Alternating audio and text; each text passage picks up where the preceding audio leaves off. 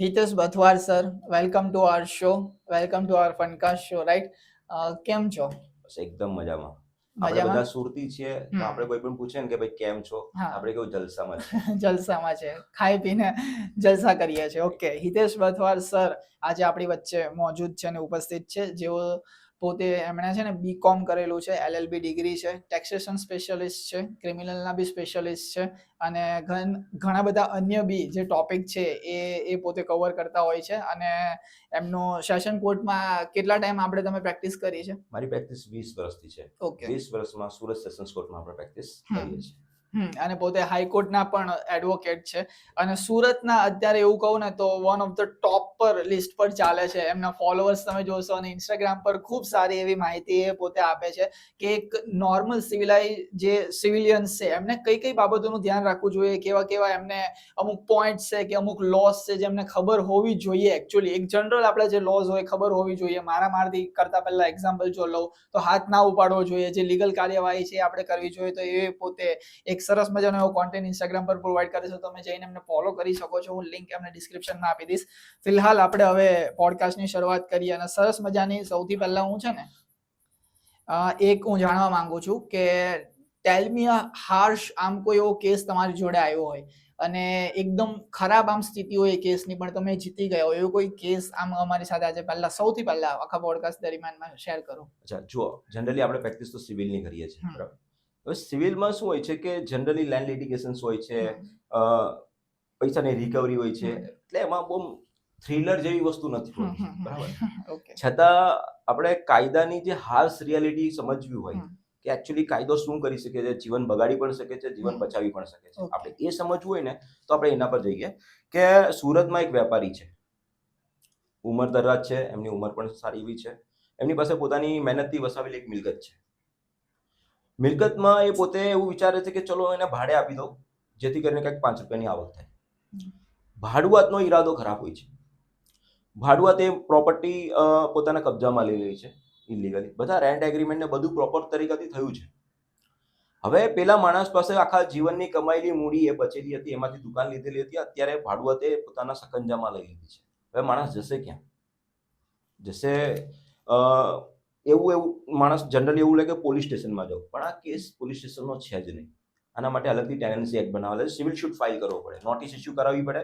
નોટિસનો કંઈ જવાબ નહીં મળે એટલે તમારે પ્રોપર ઢંગથી કોર્ટમાં કેસ ફાઇલિંગ કરવો પડે, સિવિલ શૂટ ફાઇલ કરવો પડે. હવે સિવિલ શૂટની આપણે જોઈએ કે સિવિલ શૂટમાં શું થતું હોય છે.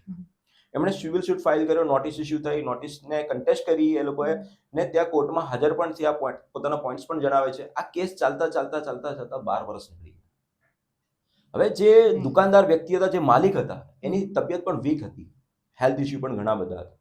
12 વર્ષે જેમ તેમ કેસ ચાલ્યો ને એ જીતી ગયા. દુકાન એમના કબજામાં આવી ગઈ પાછી. પણ ઘટના શું થઈ? એમના હેલ્થ ઇસ્યુ હતા. હવે પોતે એવા સક્ષમ જ નતા, એમના વાળ ખરી ગયા હતા, વ્હાઈટ થઈ ગયા હતા ને માણસ હવે એ દુકાનનો શું ઉપયોગ કરે? દુકાન તો મળી ગઈ, કેસ પણ જીતી ગયા, પણ એની હાર થઈ ગઈ છે સમયની રીતે. એ દુકાનનો એ કોઈ ઉપયોગ બીજો નથી કરી શકતા છે. એ પોતે હારી ગયા છે સમયની રીતે. એટલે આ વસ્તુ એની હાર્શ રિયાલિટી સમજવાની છે કે 12 વર્ષે ન્યાય મળેલો છે, પણ શું એની ખરેખર ન્યાય કહેવાય? આપણે એને ન્યાય નહીં સમજી શકીએ, બરાબર ને? એટલે આ પ્રોસિજર જે હોય છે એનાથી માણસ પીસાઈ જતું હોય છે. એ બાબત આપણા ઇન્ડિયામાં ખૂબ જ અઘરી છે કે માણસ 12 વર્ષે પણ જીતી ગયા છતાં પણ પોતાની દુકાનનો પ્રોપર યુઝ, કારણ કે એની પાસે એવી શક્તિ જ નથી બધી કે પોતે ધંધો કરી શકે, ઠીક છે ને? એટલે આ હાર્શ રિયાલિટી છે. એક આ પ્રકારનો કેસ હતો જેમાં જીતી ગયા હોવા છતાં પણ દુઃખ થતું હતું કે હવે આને જીત કહેવાય કે આને હાર કહેવાય. એટલે આ એક પ્રકારનો એવો કિસ્સો હતો જે આપણે જોઈ શકીએ કે આ એની હાર્શ રિયાલિટી તરીકે પણ જોઈ શકીએ ને કાયદાની પ્રોસિજરની પેલો ચંગાલ પણ સમજી શકીએ આપણે. આવી રીતનું છે. બટ વાય શું તમને લાગે છે? કેમ? મેં એકચ્યુઅલી જ્યારે રિસર્ચ કરતો હતો ને તો મને એક વસ્તુ ખબર પડી કે ઇન્ડિયાની જે આ જે સિસ્ટમ છે ને એ ક્યાંક ને ક્યાંક વચ્ચે છે ને થોડી જો થાય છે કે હું થોડુંક આને વધારે ડિટેલમાં અગર આપણે જઈને થઈએ ને તો 5th નંબર પર ટોપ પર બેઠા છે કોઈ એક્સ પર્સન, એની નીચેમાં 4 જણા છે અને 1 આપણે સિવિલાઇઝેશન. હવે 5th નંબર પર છે ને એને સારું જ કરવું છે. અમે એકચ્યુઅલી ગેસ્ટ જોડે કરેલો, આપણે કશું ડિસ્કસ નહીં કરતા, પણ એક ગેસ્ટ જોડે પોડકાસ્ટ કરેલો ને એમણે એવું કીધેલું કે જે 5th નંબર પર જે બેઠા છે ને એકદમ ટોપ પોઝિશન પરની વાત કરું છું, સમજવાવાળા સમજી ગયા છે, એને સારું જ કરવું છે દેશનું, એને વિકાસ કરવો છે. હવે થાય છે કેવું, એ પોતે નથી કરી શકતા, એટલે એ બીજા 4 જણને છે ને ઓર્ડર આપે છે કે ભાઈ તમે આ ઇમ્પ્લિમેન્ટ કરો આ, અને વચ્ચે આ જે 4 જણા છે ને એ જ ગડબડાઈ જાય છે, ત્યાંથી જ સિસ્ટમનો એ થઈ જાય છે. એટલે આ રીતનું થતું હોય છે ઘણી વખત. તો લાઈક કેમ તમને શું લાગે છે ઇન્ડિયા કેમ આવી રીતે પાછળ છે એક આપણી સિસ્ટમમાં, કે ઘણા બધા કેસ પેન્ડિંગ છે, લોકોને બરાબર પ્રોપર જે ટાઈમે મળવો જોઈએ એ ટાઈમે ન્યાય નથી મળતો, જસ્ટિસ જેને કહેવાય. હવે તમે એમ કહો છો કે જે 5મા લેવલ પર કોઈ માણસ બેઠેલું છે હા. એને સારું જ કરવું છે, હા એને અંડર બીજા 4 જણાને ઓર્ડર આપવા છે, એ Correct. 4 જણા ઇમ્પ્લિમેન્ટેશન્સ ને બધી હમ. વસ્તુ કરશે, હમ. આવી રીતની રિયાલિટી છે. હમ. હવે આપણે એ સમજીએ છીએ કે પેલા જે 5મા લેવલ પર બેઠેલા છે એને શું વસ્તુ સારું કરવું હતું, હમ. એ કોઈ પણ એક એક્ઝામ્પલથી આપણે સમજીએ શું હમ. એને સારું કરવું હતું. કોઈક બલાત્કાર રોકાઈ જાય એવા કોઈ કાયદા પસાર કરવા હતા એવું હતું? ઓકે, એટલે જો હું એનું એક્ઝામ્પલ થોડુંક આપું ને, તો એને ફોર એન એક્ઝામ્પલ, બહુ સિમ્પલ એક્ઝામ્પલ લઈએ કે આપણા રોડ્સ માં ખાડા આવે છે. હવે 5મા નંબરના માણસે જે ફૂલ પાવરફુલ છે એને વિચાર્યું કે ભાઈ ઇલેક્શન આવે છે, કે ખાલી ઇન જનરલ બી કશું નથી આવતો, બધા ખાડા એકદમ રોડ ચોખ્ખા થઈ જવા જોઈએ, એટલે 4 જણાને એને ઇન્સ્ટ્રક્શન આપ્યું, પણ આ 4 નામાં જ એટલી તાકાત નથી કે બધા રોડને એ કરી શકે, એટલે મામલો અહીંયા ગડબડાઈ જાય છે. આપણે ગવર્મેન્ટની વાત કરીએ, ગવર્મેન્ટ એમ વિચાર કરે છે બધાનું સારું થવું જોઈએ. હા ઠીક છે, પણ હવે ગવર્મેન્ટ ઓર્ડર પાસ કરશે, એને ચલાવશે કોણ? ગવર્મેન્ટ એમ્પ્લોઈઝ, બાબુ, ઠીક છે, સરકારી બાબુઓ ચલાવશે. રાઈટ. ઠીક છે, અહીંયા એકાઉન્ટેબિલિટીનો પ્રશ્ન છે. જે માણસ સરકારી નોકરી કરે છે ને એવું સમજે છે કે હું રાજા છું. હા, આપણે બધા પ્રજા છીએ. હું કામ કરવા માટે આવ્યો છું ને, તો એ હું એહસાન કરું છું. હું આ કામ કરવા માટે એહસાન કરું છું, હું રાજા છું. ઠીક છે, જ્યારે તમે કોર્પોરેટ્સમાં જશો, કોર્પોરેટમાં જાઓ એટલે તમારે કોઈ કામ માટે તમે પૈસા આપ્યા, ઠીક છે, એ કામ નથી થતું એટલે તમે શું કરશો? લાવો ભાઈ રિફંડ આપો, આટલા 30 દિવસમાં કામ નહીં થયું, રિફંડ આપો જો મને, ઠીક છે, યા તો હું કેસ ફાઇલિંગ કરી દઈશ. કોર્પોરેટ વાળા ફટાફટ કરી દેશે, કારણ કે એકાઉન્ટેબિલિટી છે, પૈસા પાછા આપવા પડશે. તમે ટેક્સ આપો છો, તમે બધી વસ્તુ આપો છો. પેલા જે સરકારી બાબુઓ જે છે ને એની એકાઉન્ટેબિલિટી નથી. જ્યારે હું તો એવું વિચારું છું કે tax payer accountability act pass થવો જોઈએ. આ માણસને આ કામ સોંપેલું છે ને એ માણસે આ કામ નથી કર્યું તો એને સજા થવી જોઈએ, એટલે એને એની એકાઉન્ટેબિલિટી સાબિત કરવી પડશે. તો જે પેલા 4 જણાની વાત કરીએ છે ને એ પોતે એકાઉન્ટેબલ નથી, એ પોતે સજાગ નથી, એને પોતાનું કર્તવ્ય નિભાવવું જ નથી. એને આપણા બધાના માનસિક, આપણે બધી આપણી જનરલ પબ્લિકમાં પણ આપણી એ જ માનસિકતા છે કે સરકારી નોકરી એટલે આરામ કરવાની નોકરી. તમને શું લાગે છે એવું? તમે વિચારેલું છે ખરા? તમે તો પ્રાઇવેટ વસ્તુ કરો છો, તો તમને કેમ એવું નહીં લાગે કે હું સરકારી જોબ કરું? તમને શું કામ એવું નથી લાગતું કે તમારે સરકારી જોબ કરવી જોઈએ? બીકોઝ બહુ બધા એના કારણ છે. કારણ કે એક તો ક્યાંક અંદર કોઈની અંદરમાં નોકરી કરવી જોઈએ, એ એક તો પહેલા સૌથી પહેલા આવી જાય કે તમે બહુ યંગ છો, બરાબર, તમને હું એમ કહું છું કે તમને હાયર ગ્રેડની નોકરી હું આપું છું, ગવર્મેન્ટ જોબ, ઠીક છે, કે એમાં તમને સારો એવો પગાર છે, સમજો કે 5 લાખ રૂપિયાનો પગાર છે મહિનાનો, ઠીક છે, તો તમને એ જોબ કેમ નહીં કરવી જોઈએ? તમે શું કામ? એ તો સારી જ છે ને જોબ. તમને તો જો આમાં સૌથી પહેલો અત્યારે જે મને વિચાર આવે છે ને એ કહું કે ડોક્યુમેન્ટેશનનો બહુ બધો પ્રોબ્લેમ આવે, કે નકરા કાગઝાત ઉપર કામ કરવું પડે, સૌથી વધારે પેપર ઉપર કામ કરવું પડે. એ પ્રોસિજરમાં એક તો માણસ કંટાળી જાય, અને એક તો એક બીજી છે કે એ આ જ છે કે એક તો ટાઈમ કન્ઝ્યુમિંગ બહુ છે, એ જોબમાં છે ને મહેનત વધારે છે, ગધા મજદૂરી જેને કહેવાય. ચલો આપણે એક બીજો એક્ઝામ્પલ વાત કરીએ. અત્યારે પોલીસની ભરતીઓ બહાર પડેલી છે, 13,000 14,000 બધી ભરતીઓ બહાર પડેલી છે. તમને ખ્યાલ જ હશે, ન્યૂઝપેપરમાં આવે જ છે અત્યારે, બરાબર ને? તો લોકો પોલીસમાં શું કામ જોડાતા હશે? જો પોલીસમાં છે ને કામનું કોઈ ઠેકાણું નથી, 24 કલાક કામ કરવું, પગાર એટલો બધો કઈ આવતો નથી. આવે જ કે તમને લાગે પોલીસ વાળાને એટલો બધો પગાર નહીં આપે, બરાબર? પછી એમની જીવનું જોખમ પણ હોય છે, એની સેફટીનો પણ પ્રશ્ન હોય છે. છતાં 13,000 એપ્લિકેશન હોય, એમાં 13 લાખ અરજીઓ આવશે ને થઈ પણ છે. થઈ છે. તો લોકો, આટલા બધા લોકો કેમ પોલીસ કર્મચારી તરીકે જોડાવા માંગે છે? શું કામ? સૌથી પહેલું એક પોઈન્ટ અત્યારે આવે છે ને, અને બધાને ખબર છે, એક તો પાવર આવી જાય કે હું ભાઈ દાદા છું, ચલો, અને વર્દીનો પાવર આવી જાય કે જો ભાઈ વર્દી પહેરેલી છે, બરાબર, એક એ પોઈન્ટ છે. પછી સેકન્ડ એવો હોય કે પાવરની જ અગર જો હજી થોડી ડિટેલિંગમાં વાત કરીએ તો કોઈ હાથ ના લગાવી શકે, કેસ બેસ તો, એટલે એક તો સિસ્ટમ થી એ આખો હટી ગયો કે ભાઈ હું તો પોલીસ છું. ઘરમાં ખાવાનું નહીં હોય તે પાવરનું આપણે શું કરીશું? તો આ પોલીસ સ્ટેશનમાં પોલીસ કર્મી તરીકે શું કામ જોડાવા માંગે છે? મેઇન પોઈન્ટની વાત કરીએ આપણે કે ત્યાં પૈસા પણ છે. તમને લાગે છે પોલીસ સ્ટેશનમાં કઈ પૈસા જ નથી, પોલીસ કર્મચારીઓ પાસે પૈસા જ નથી? તમને શું નહીં હોય? નહીં ભાઈ, એ લોકો પાસે ના પૈસા. ના એટલે આવું નહીં હોય જે તમે કહો છો, પૈસા તો હશે જ. તો આ જે અત્યારનો યુથ છે હમ, એને પોલીસ કર્મી તરીકે શું કામ જોડાવવું છે? તમે કીધું પાવરની વાત, હમ. Absolutely right. હમ, પૈસાની વાત હમ. તમે એનો ઇનકાર કરો છો? ના, પૈસા તો જોઈએ જ છે ને. બધાને બધાને જોઈએ. લાગે છે કે બધાને પોલીસ પાછું જોઈએ છે. સ્ટેશનમાં પૈસા છે, હમ, છે કે નહીં? હમ. તો કોઈ માણસ એવો છે જે એમ કહે છે કે હું દેશની રક્ષા કરવા માટે, પબ્લિકની સેવા કરવા માટે પોલીસ કર્મી તરીકે જોડાવા માંગુ છું? અત્યારે તો એ વાક્ય જ બહુ ઓછું સંભળાવા મળે I think. કોઈ માણસ હા. એવું કહે છે કે ના ના, હું કોઈ, મને એની કોઈ વસ્તુ જરૂરત જ નથી, હું તો ખાલી સમાજ સેવા કરવા માટે જોડાઈશ. હમ, સરકારી નોકરી જનરલી લોકો શેના માટે કરતા હોય છે હમ. કે એમાં ચલો પાવર તો મળવાનો જ છે, હમ, પૈસા પણ મળવાના છે, હમ. પણ એકાઉન્ટેબિલિટી Okay. ઝીરો. તમે કોઈ પોલીસ કર્મચારી પાસે ગયા ને હમ. તમે કીધું, ચલો તમે આમ રસ્તા પર જતા હોય ને કોઈ ક્રાઇમ થયો છે ને કોઈ પોલીસ કર્મી ઉભો છે ને તમે એને કહેવા ગયા, જો ને પેલો ક્રાઇમ થાય છે, આપણે કંઈક કરવાનું છે, તમને શું કહેશે? હમ, ભાઈ હું આવી રીતે નહીં કરું, એની પ્રોસિજર છે, હમ. તો પોલીસ સ્ટેશનમાં જા ભાઈ ને ફરિયાદ દાખલ કર, પછી હું મને સોંપવામાં આવશે ત્યારે હું કરીશ. Okay. તરત એમ આ તૂટી sorry પડવાનો to છે stop you. આ તમે પોઈન્ટ બોલ્યા ને તો ઘણા બધા આપણા જે વ્યુઅર્સ હશે ને અને એપિસોડ જે જોતા હશે ને એ કદાચ તમારા પર પ્રશ્ન ઉઠાવશે કે તો તમે કેમ એડવોકેટ બન્યા, તમે અચ્છા, ક્યાં ફ્રીમાં right. કરો છો? તો એ બી એક થોડું ક્લિયર કરી દો. હું ક્લિયર ચાલો, કરવા okay. માંગુ છું એટલે આ ઉપાડ્યો મેં ઓકે, પોઈન્ટ. રાઈટ. હવે હું મારી પોતાની એટલે મારી સ્ટોરી જાણવી હોય તો એ બાબતનું તમને વાત કરું, મારી હા. પર્સનલ વાત કરું હા. કે એડવોકેટ તો આપણે બનવા જ નહીં માંગતા હતા. પહેલી વાત તો એ ઓકે. આપણે સુરતમાં રહીએ છીએ, કેવા? આપણે ધંધાદારી લોકો છે, હા હા આપણે ધંધો કરવો હતો. હા. હવે મારી સ્ટોરીની વાત કરું. હમ, હવે મારા પરિવારમાં મારા સાથે બીજા 4 જણા વકીલો છે. હમ, મારા કઝિન્સ ને બધા વકીલો જ છે હમ, ને મારા કરતા સિનિયર છે. હમ, ઠીક છે, 10 વર્ષ 8 વર્ષ એવી રીતે સિનિયર વકીલ. તો જે તે સમયે મારું ગ્રેજ્યુએશન પત્યું એટલે પછી મારી ચર્ચા ચાલતી હતી કે કઈ વસ્તુ આપણે ચૂઝ કરવું જોઈએ, કેમાં આગળ વધવું જોઈએ, શું. તો આ બધી ડિસ્કશન જનરલી આપણા મોટા લોકો સાથે થતું હોય છે. હમ, હમ. તો મારા કઝિને મને કીધું Okay. કે ધંધો કરવો છે? હા, ધંધો. કેપિટલ ક્યાંથી લાવીશ? હમ, ધંધો કરવા માટે કેપિટલ જોઈએ જોઈએ. કે દુકાન કરવી પડે, આ કરવું હા, પડે, હા, તે થોડું કરવું ઘણું પડે, investment જોઈએ. ઇન્વેસ્ટમેન્ટ તો હા. જોઈએ જ, એના વગર હા. ધંધો નહીં થાય. હા.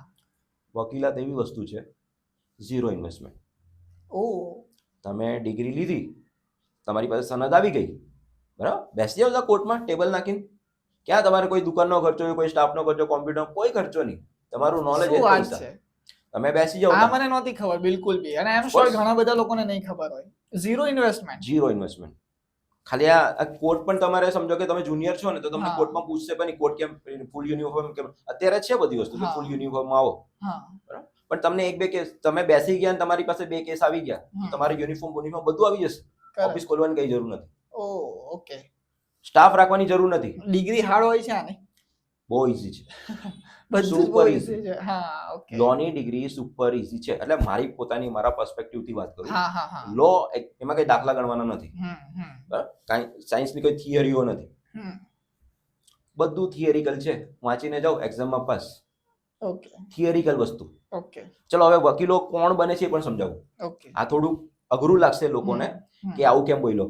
હમ, એક માણસ છે 10મું ધોરણ ભણે છે, હમ, 10મું ધોરણમાં જેમ તેમ કરીને પાસ થયું. હમ, હવે એના ટકા એવા આવ્યા ને હમ, કે માણસને પેલું સાયન્સ તો મળવાનું જ નથી. હમ, સાયન્સમાં જવા માટે સારા ટકા જોઈએ, હમ, હમ, એને કઈ સાયન્સ તો મળવા નથી. હા. વધીને એની સ્કૂલમાં કઈ કોમર્સ ચાલતું હશે યા તો આર્ટ્સ ચાલતું હશે, એમાં જોઈન થઈ જશે. હમ, જોઈન થઈ ગયું, હમ. જોઈન થયા પછી 12મું ધોરણ જેમ તેમ કાઢશે. ઓકે. એમાં પણ પ્રોપર એટલા બધા ટકા આવશે નહીં, કારણ કે માણસ એવરેજ છે, એની હમ. ઇન્ટેલેક્ચ્યુઅલ થોડીક લિમિટ છે. હમ. હવે આ લોકો શું કરશે કે 12મું ધોરણ પાસ થઈ ગયા, હમ, હવે એને યા તો આર્ટ્સ હશે યા તો કોમર્સ હશે, જેમ તેમ કરીને ગ્રેજ્યુએશન કમ્પ્લીટ થઈ ગયા. હવે એને લાગશે કે આ મારું તો ઇન્ટેલેક્ચ્યુઅલ એટલું બધું હાર્ડ એ પણ નથી કે ભાઈ હું કોઈ સારી જગ્યા સિક્યોર કરી શકીશ કે હું, હમ. ઠીક છે હું ભણવામાં આટલો બધો, એક કામ કરો LLB જોઈન કરી નાખો, ત્યાં ફીસ ઓછી છે, હમ.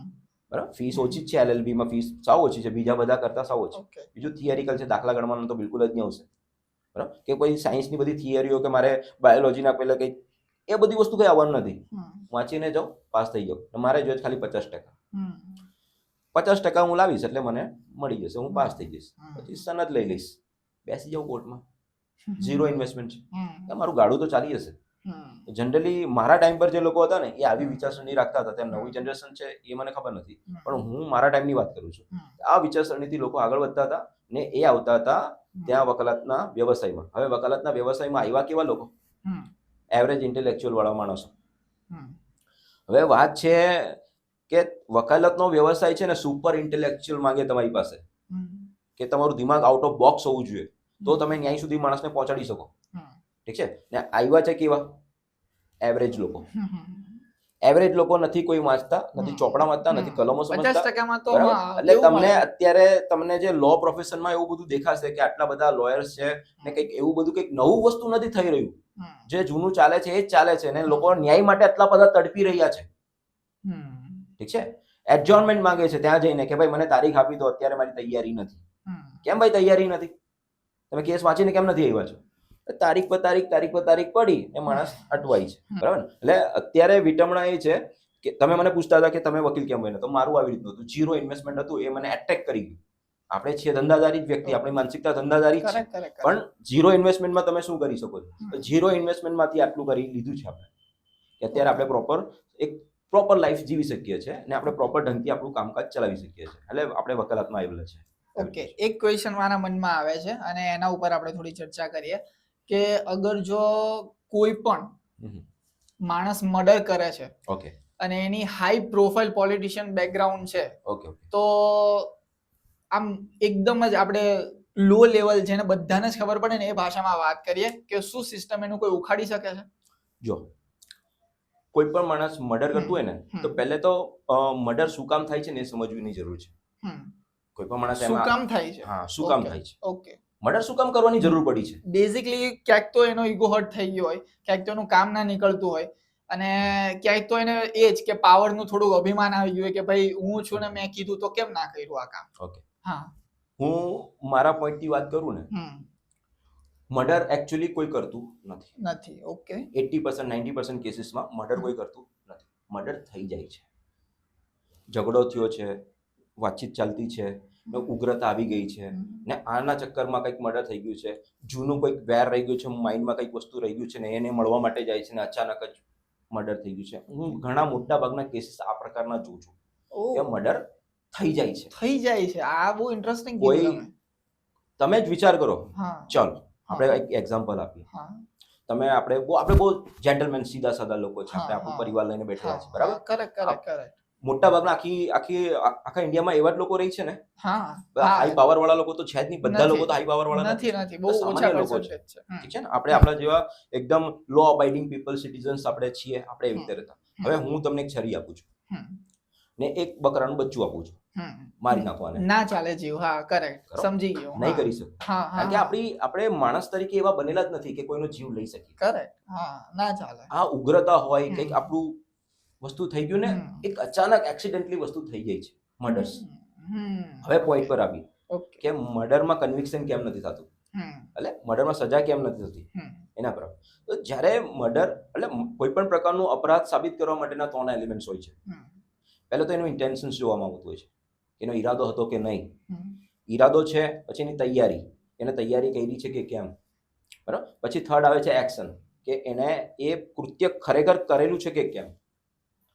પહેલા ઇન્ટેન્શન્સની વાત કરીએ કે કોઈ માણસ છે તો એને એવું છે કે ભાઈ એ તો મને ગાળ બોલેલો એટલે હું એનું મર્ડર કરી નાખીશ, એવું એનું ઇન્ટેન્શન આવી ગયું.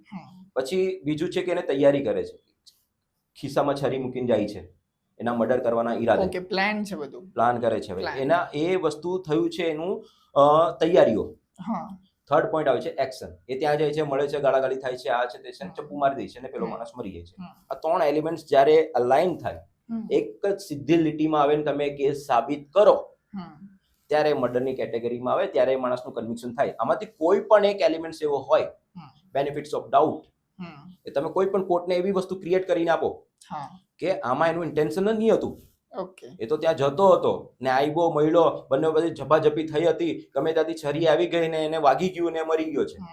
આમાં કઈ એનો ઈરાદો જ નહીં હતો, તો આ મર્ડરની કેટેગરીમાં પાછું નહીં આવે, એનું કન્વિક્શન થવાના ચાન્સીસ ઓછા છે. ચલો, એનો ઈરાદો પણ હતો. હવે એની પાસે જે સાધન હતું, જે હથિયાર હતું, એ લઈને નહીં આવેલો હતો, કશેથી એમ રસ્તામાંથી જેને કશે મળી ગયું હતું, એ ક્રિએટ કરવું પડે. મારી પાસે હમણાં રિસન્ટલી જ એક મર્ડર કેસ છે, એમાં એવું છે કે ભાઈ લાકડાનો ફટકો છે, લાકડાના ફટકો મારવાથી એનું મરણ થયું છે. લાકડાનો ફટકો એ લાવ્યો જ નહીં હતો, એની રિક્ષામાં લાકડાનો ફટકો હતો જ નહીં. પોલીસ વાળા કશેથી ઉચકીને લઈને આવેલા છે, અમે દલીલ એ છે. બરાબર? તો એનો કોઈ ઈરાદો જ નહીં હતો, એને કોઈ તૈયારીઓ, ચલો ઈરાદો હોય પણ શકે, એની સાથે ઝઘડો છે, પણ લાકડાનો ફટકો એ લાવ્યો જ નહીં હતો, એનો છે જ નહીં. બરાબર? એટલે અહીંયા આ વસ્તુ પર ફોકસ કરવામાં આવે છે કે આ ઘટના, એટલે મેટર એવી રીતની છે કે મર્ડર કોઈ કરી નથી લેતું છે, થઈ જાય છે. તો કોર્ટમાં એ સાબિત કરવાનું છે કે ખરેખર આ મર્ડર છે જ નહીં, આ તો એક્સિડેન્ટલી આ ઘટના થઈ ગઈ છે, એના કારણે આ માણસને કંઈક ફાંસી પર લટકાઈ નહીં દેવો જોઈએ. આપણા દેશનો કાયદો એ સિદ્ધાંત પર બનેલો છે કે 100 અપરાધી ભલે છૂટાઈ જાય, છોડી દો એમને, પણ એક નિર્દોષને સજા નહીં થવી જોઈએ. એ નિર્દોષ છે કે ગુનેગાર છે એના માટેની એકદમ ડીપમાં પ્રોસિજર્સ છે. ને પાછું મર્ડરમાં એવું પણ હોય છે કે તમારું જે આઈ વિટનેસ હોય છે, મોસ્ટ ઇમ્પોર્ટન્ટ, મર્ડર ટ્રાયલ ચાલે 5 વર્ષ 10 વર્ષ સુધી, પણ તે સમય દરમિયાન પેલા સાક્ષી જે હોય છે પોલીસ સ્ટેશનમાં કંઈક અલગ નિવેદન, જ્યારે કોર્ટમાં બોલાવવામાં ત્યારે એનું અલગ નિવેદન. ઘણી વખત હોસ્ટેલ થઈ જાય છે, પલટી જાય પોતાના, ભાઈ આવું નહીં થયેલું, આવું મેં જોયું નહીં હતું. ઘણી વખત ડરી જાય, ઘણી વખત એના એ પોતે જ ગુજરી ગયા હોય છે. એટલે કન્વિક્શન રેટ આપણા ઇન્ડિયામાં 40 થી 50% જેવો છે. એટલે 2 જણા કોઈક અપરાધ કરે છે, 2 જણા કોઈ મર્ડર કરે છે, અલગ અલગ કોર્ટમાં મેટર ચાલે છે, 1 જણાનો એવો ચાન્સ છે કે સિસ્ટમના લૂપહોલ્સના કારણે છૂટી જશે. એટલે મર્ડર થાય છે, હું એવું સમજુ છું કે મર્ડર કોઈ માણસ કરી નથી લેતું, એનાથી થઈ જાય છે. ઠીક છે, તો થઈ ગયું છે તો એને સાબિત કરવું પડશે, એને બેનિફિટ્સ ઓફ ડાઉટ આપવો પડશે. એ પ્રકારનું મેટર ચલાવીને કન્વિક્શન ઓછા થતા હોય છે અને મર્ડરના ગુનેગારો આવી રીતે છૂટા પણ થઈ જતા હોય છે. હવે આપણે મેઇન પોઈન્ટ પર આવે કે તમે કહો છો કે પોલિટિશિયન છે, પોલિટિશિયન બેકગ્રાઉન્ડમાંથી છે કોઈ માણસ, બરાબર, પોલિટિશિયનનો દીકરો છે કે વોટ એવર છે, એની પાસે પાવર છે, બધું બહુ બધી વસ્તુ છે ને માથા ભારે છે એકદમ, બરાબર. પણ હવે એની પાસે પાવર છે, એની પાસે પૈસા છે, એની પાસે જાહો જલાલી છે, તે આવા તુચ્છ કૃત્ય કરવા માટે શું કામ નીકળી પડવાનો છે કે હું રસ્તા પર જઈને બધાના મર્ડર કરવા લાગુ? એ રેર કેસમાં થયું હશે ને, કે એને કોઈ એનું નામ લીધું હશે, કોઈ એની બેઇજ્જત કરી લેશે, કોઈ એનો ઈગો હર્ટ કરેલો હશે, પછી એ બંને સાથે ચર્ચા થઈ, પેલો ઝૂકતો નહીં હશે, ભાઈ એને ઝુકાવવા માટે કંઈક કામ થઈ ગયું હશે, પેલો મરી ગયો હશે. ઠીક છે ને, જ્યારે પોલિટિશિયન કે આવા પોલિટિશિયન બેકગ્રાઉન્ડ જે પાવરફુલ વ્યક્તિઓ દ્વારા જ્યારે કોઈ ક્રાઇમ થતા હોય છે ને, ત્યારે મેઇન પોઈન્ટ પર આવીએ કે જનરલ માણસ જ્યારે ક્રાઇમ કરે ને ત્યારે પોલીસવાળા એવિડન્સ ચેક કરે કે ભાઈ પુરાવા ક્યાં છે, એના આધારે કાર્યવાહી કરીને જેલ ભેગા કરી નાખવાના. પણ જ્યારે પાવરફુલ વ્યક્તિ, પોલિટિકલ બેકગ્રાઉન્ડ વાળો વ્યક્તિ ક્રાઇમ કરતો હોય ને પોલીસવાળાને ખબર પડે કે આ તો આવી બેકગ્રાઉન્ડ ધરાવે છે, તો એ રાહ જોશે, એવિડન્સ હોવા છતાં પણ રાહ જોશે ઇન્સ્ટ્રક્શન્સ, કે કોઈક ઇન્સ્ટ્રક્શન આવે છે કે નહીં, આમાં કંઈક આગળ વધવું કે નહીં. ઠીક છે, ઇન્સ્ટ્રક્શન આવ્યા પછી એ પગલાં ભરતો હોય છે. ઘણી વખત અમુક લૂપહોલ્સ રાખતો હોય છે એવિડન્સ કલેક્ટ કરવામાં ને બધી રીતે, જેથી કરીને પેલાનો છુટકારો થઈ શકે છે. ઠીક છે, ત્રીજી વસ્તુ પર આપણે આવીએ કે એને આ બધી વસ્તુ, માણસ આવું શું કામ કરે છે, આ પોલીસ કર્મી શું કામ કરે છે? એને પણ પ્રમોશન કરવાના છે, એને પણ ટ્રાન્સફર કરવાનું છે. આ બધું ક્યાંથી થશે? ગવર્મેન્ટની અંડરમાં છે, તેઓ પંગો નહીં લેશે. પબ્લિક પ્રોસિક્યુટર હોય છે, એની અપોઇન્ટમેન્ટ કરવાની હોય છે, એની નિમણૂક કરવાની કોના દ્વારા? ગવર્મેન્ટ દ્વારા થશે. કોઈ માણસ આવો પંગો નહીં લેશે કે ભાઈ હું આના પર આવી રીતનું કરી નાખું, બરાબર, તરત ને તરત એક્શન લઈ લો. ઘણી વખત જોયું જશે, અમુક બહુ સિરિયસ પોલીસમેન હોય છે, બહુ સારા પ્રામાણિક હોય છે, એકદમ સિંઘમ હોય છે, બરાબર ને, તો ભાઈ સિંઘમગીરીના ચક્કરમાં આવો કંઈક પગલા ભરી દીધા હોય છે. પછી તમે જોતા હશો કે એનું એવી જગ્યા, તરિયાળ જગ્યાએ ટ્રાન્સફર થઈ ગયું હોય છે, તેને પાણી પણ નથી મળતું છે, એનું પોલીસ સ્ટેશનના પણ ઠેકાણા હોતા. તો કોઈ માણસ આવો રિસ્ક લેવા નથી માંગતો કે ભાઈ હું મારા પરિવાર સાથે બધી જગ્યાએ રજળતો બનું. ઠીક છે, એટલે આ લિવરેજનો પ્રશ્ન છે. કાયદો બધા માટે સમાન છે, બરાબર, કાયદો બધા માટે, કોન્સ્ટિટ્યુશન આપણું સંવિધાન છે અને બધાએ સરખા બધાને અધિકારો આપેલા છે, પણ તમારી પાસે લિવરેજ કેટલું છે એના પર જો. હવે આપણે એક સીધી ભાષામાં સમજીએ, કાયદો છે ને તાજ હોટલ જેવું છે. ઓકે, બધા માટે ખુલ્લું છે તાજ હોટલ, ખિસ્સામાં પૈસા છે તો એન્ટ્રી લો. ઠીક છે, એટલે હા આવી રીતે સમજી શકાય આપણે કે જે લિવરેજ વાળા વ્યક્તિ છે, જેની પાસે પૈસા છે, જેના પાસે પાવર છે, એના માટે બધી વસ્તુ અલાઉડ છે. એ ખાલી ફોન કોલ કરશે ને તો એન્ટિસિપેટરી બેલ એની થઈ જશે, રેડી થઈ જશે, અને એ આખો લૂપ હોલ્સ જે હોય છે એનો લાભ લઈ લેશે. ઠીક છે ને, તો આવી રીતે સિસ્ટમ ચાલતું હોય છે કે જે પહોંચેલી માયા છે, જે પાવરદાર વ્યક્તિ છે, જે પૈસાદાર વ્યક્તિ છે, એનું કાયદો અત્યારે કંઈ નહીં કરે, અત્યારે એનું કંઈ નહીં થશે, એની પાસે લિવરેજ છે, તો અત્યારે કાયદો કદાચ એનો યુઝ પણ કરી લેશે, એ કાયદાનો યુઝ કરી લેશે, એનો અત્યારે કંઈ થશે નહીં. પણ સૌથી મોટી સજા આપનાર વ્યક્તિ કોણ છે? સૌથી મહત્વની સજા કોણ આપશે? સમય. આવા લોકોને સમય જ સબક શીખવાડશે. જે સમય એના પૈસા કે પાવર ઢીલા થશે તો આ સિસ્ટમ એની વિરુદ્ધમાં યુઝ થવાની ચાલુ થઈ જશે. હવે તમે જોતા જશો, ઘણા પોલિટિશિયન્સ હોય છે, પાવરમાં હોય ત્યારે એના ઘણા બધા કાંડ કરી નાખેલા હોય છે, પણ જેવો એ પાવરમાંથી હટશે તરત જ એની જૂની બધી ફાઇલો ઓપન થવાની ચાલુ થશે. આપણે મોસ્ટ ઇમ્પોર્ટન્ટ વાત કરીએ છીએ કે બિહારના એક મુખ્યમંત્રી હતા, તમને કદાચ ખબર જ છે, ચારા ગોટાલા અને બધી વસ્તુમાં. ઠીક છે, જે તે સમયે એને બધું ગોટાલા ને બધું કરેલું જ હતું, અને જ્યારે પાવરમાંથી નીકળો શું થયું? જેલ ભેગા થઈ ગયા, જૂની ફાઇલો ઓપન થઈ હમ, ગયું. હમણાં આપણે એક મહંતની વાત કરીએ છીએ. આપણા ગુજરાતના એક બહુ મોટા મહંત હતા, okay. બહુ સાધુ સંત હતા, હમ, બરાબર. બધી પોતાની માયાઓ બધી બહુ હતી, અને બહુ પબ્લિક, બહુ પ્રોપર્ટી ને બધું, બધા પોલિટિશિયન એને પગે લાગવા માટે જતા હતા. જેવું Okay. પાવર ઉપર નીચે થયો, હમ, ગવર્મેન્ટ પોલિસીસ ચેન્જ થઈ, હમ. જે ગવર્મેન્ટમાં ગોઠવાયેલા લોકો ચેન્જ થયા, કે હમ. ગવર્મેન્ટ સાથે વાંધો થયો, હમ, જૂની ફાઇલો ઓપન થઈ, હમ. ને સજા પણ થઈ ગઈ. લાઈફ તો અત્યારે બરબાદ થઈ ગઈ ને, બધા આશ્રમ બાશ્રમ બધા સીઝ થઈ ગયા ને. હા હા હા હા હા એટલે Right. જ્યાં સુધી તમારી પાસે પાવર છે હમ, ત્યાં સુધી ઠીક છે, તમારું લિવરેજ છે. હમ. પણ તમને એક સમય પણ છે, ઓપોઝિશન પણ છે, કે જે તે સમયે તમારા પાવરને સજા, તમારા પાવરને જ્યારે ઉપર નીચે ડગુમગુ થશે ત્યારે તમને સજા આપવા માટે આ લોકો બનેલા જ છે. હમ. સમય પણ એક મોટો ખેલ છે કે તમને સજા આપશે જે તે સમયે, Right. right? ને તમારી હાલત એવી કરે, કાચા જ ચબાઈને ફેંકી દેશે તમને. હમ. એ પ્રકારની પણ છે. એટલે સાવ ન્યાય નહીં થાય એવી વસ્તુમાં પણ આપણે નથી જવાનું છે. ન્યાય થતો હોય છે, પણ એનો સમય લાગે. પણ સામાન્ય માણસ માટે ન્યાય એક વસ્તુ એવી છે કે એને થોડીક મહેનત કરવી પડતી હોય છે. બરાબર, આવી રીતે છે. Who is the most powerful person in India in today's time? શું લાગે છે, કોણ છે? ઓકે, મોસ્ટ ઇમ્પોર્ટન્ટ તમારો બહુ સુપર ક્રેઝી સવાલ છે. હમ, ક્રેઝી, ઓકે. હું એવું માનું છું, હમ, જે માણસ પ્રોપર ઢંગથી બધી વસ્તુ સમજી શકે છે, કાયદો અને બધી વસ્તુ સમજી શકે છે, એની પ્રોસિજર સમજી શકે છે, હમ, એ ઇન્ડિયામાં સૌથી પાવરફુલ વ્યક્તિ છે. એક્ઝામ્પલ આપું. હમ, એક માણસ છે, હમ, બરાબર. હવે એ સામાન્ય લારી ચલાવે છે, બરાબર. માણસ બિહારના છે, લારી ચલાવે છે, શાકભાજી ચલાવે છે. હમ. હવે એક માણસ, એક મ્યુનિસિપલ કોર્પોરેશન વાળો માણસ છે, ખોટી રીતે એની લારી ઉચકીને લઈ જાય છે, ખોટી રીતે. એની પાસે એને બિલ્લો બધું બનાવેલું છે, જગ્યા હા. સિક્યોર કરેલું બધું, અને એ બધું ફેંકી દે છે. Okay. એની શાકભાજી બાગોળી બધું ફેંકી દે છે. હમ. પેલો એનું ઉચકીને લઈ જાય છે. હા, ગલત આદમી સે પંગા હા, લે लिया એવું થઈ પેલો, ગયું. હા, હા પેલાને અંદર લાગી આવે છે હા કે હું ભણેલો ગણેલો નથી છું, પણ હું હમ. કાયદો સમજુ છું. કરેક્ટ. મારા પરિવારમાં આઈએસ ઓફિસર બનેલા છે, હમ, બરાબર. હું ભલે નાની નોકરી કરું છું, પણ હું હમ. કાયદો સમજુ છું. હમ. ભાઈએ ચાલુ કરી Okay.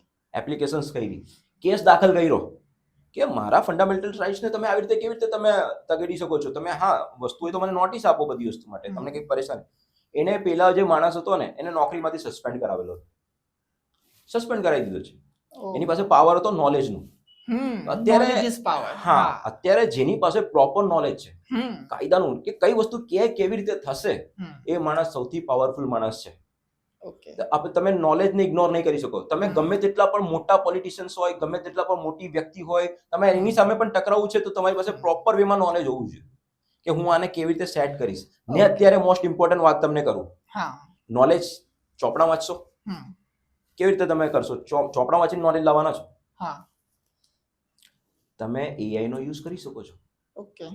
જાઓ, હા. તમારી પ્રોબ્લેમ શેર કરો. હમ, અત્યારે પ્રોમ્પ્ટિંગ સમજો તમે. હમ. અત્યારે તમારા હાથમાં નોલેજનો ખજાનો છે. મોબાઈલમાં તમે તમારા ઘણા બધા, પણ હંમેશા એઆઈ પર ડિપેન્ડન્ટ નથી થવાનું તમારે. Correct. રિસર્ચ માટે તમે યુઝ કરો કે મારી સાથે આ ઘટના થઈ છે, ઠીક છે, હવે હું આનો ઉપાય કેવી રીતે શોધીશ.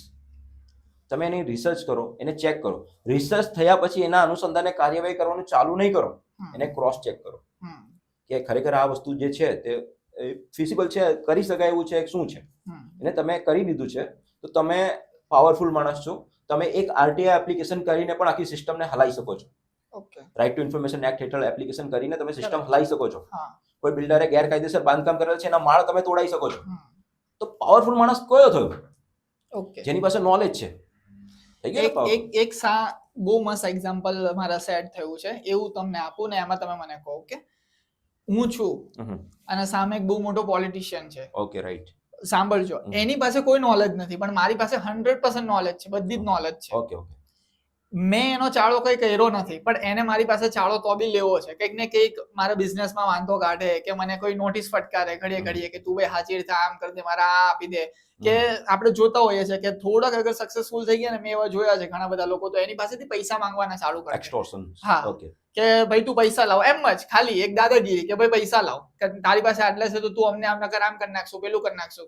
હવે સામે તો પોલિટિશિયન છે, બટ મને એવું લાગે છે આજના ટાઈમમાં ઇન્ડિયામાં અગર જો વધારે પાવરફુલ ઇન્સાન હોય ને, તો એ સામે વાળો વ્યક્તિ છે. હું એનું કઈ નહીં બગાડી શકું. નોલેજ છે પણ પૈસા નથી ને, પાવર નથી, પોઝિશન નથી ને મારી પાસે. હું જઈને ક્યાં સુધી જઈ શકીશ? એક તો પોઈન્ટ આવશે ને કે એ બી એના અંડરમાં કામ કરતો હશે. ચલો, ઓકે. હા, એનું થોડુંક સમજાવો. okay. હા.